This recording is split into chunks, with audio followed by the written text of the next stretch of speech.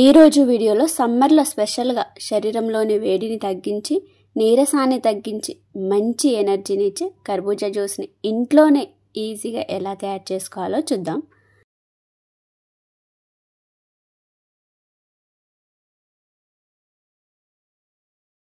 Hi everyone, welcome back to my channel.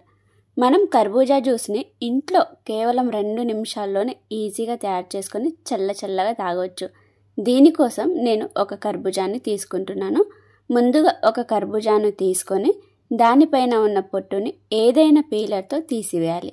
ఇలా నేను వీడియోలో చూపిస్తున్న విధంగా పైన ఉన్న పీల్ని ఇలా మొత్తం తీసివేశాక వీడియోలో చూపిస్తున్న విధంగా కర్బూజాని కత్తితో ఇలా 2 ముక్కలుగా చేసుకోవాలి.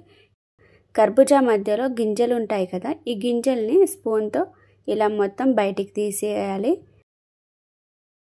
ఇలా మొత్తం గింజలన్నీ బయటికి తీసివేశాక ఇలా కత్తితో కర్బూజాని చిన్న ముక్కలుగా కట్ చేసుకోవాలి.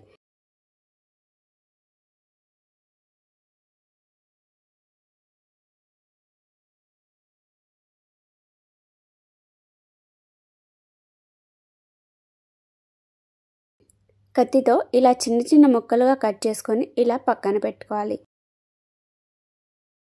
ఇప్పుడు మన ఇంట్లో ఉండే మిక్సీ జార్ని తీసుకొని మనం ముందుగా కట్ చేసి పెట్టుకున్న కర్బూజా ముక్కలన్నిటినీ ఈ మిక్సీ జార్లో వేసుకోవాలి. తర్వాత ఒక 4 చెంచాల చక్కెరని ఇందులో యాడ్ చేసుకొని గ్రైండ్ చేసుకోవాలి. ఇలా మిక్సీ పట్టుకున్నాక ఈ కర్బూజా జ్యూస్ ఇలా ఇంత చిక్కగా ఉంటుంది. ఎందుకంటే మనం గ్రైండ్ చేసేటప్పుడు అసలు కొద్దిగా కూడా వాటర్ ఇందులో యాడ్ చేయలేదు.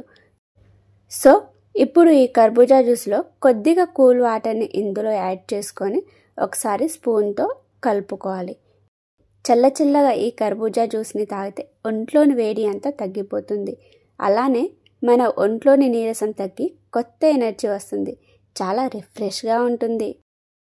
మీరు మధ్యాహ్నం ఈ కర్బూజా జ్యూస్ని చేసుకొని కాసేపు ఫ్రిడ్జ్లో పెట్టుకొని మీ భోజనం అయ్యాక తాగితే ఇంకా చల్లగా చాలా బాగుంటుంది.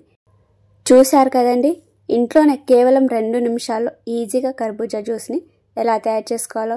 మరి మీకు ఈ వీడియో నచ్చితే లైక్ చేసి మీ ఫ్రెండ్స్ అండ్ ఫ్యామిలీ మెంబర్స్కి ఈ వీడియోని షేర్ చేసి మరిన్ని వీడియోస్ కోసం నా ఛానల్ని సబ్స్క్రైబ్ చేసుకోండి.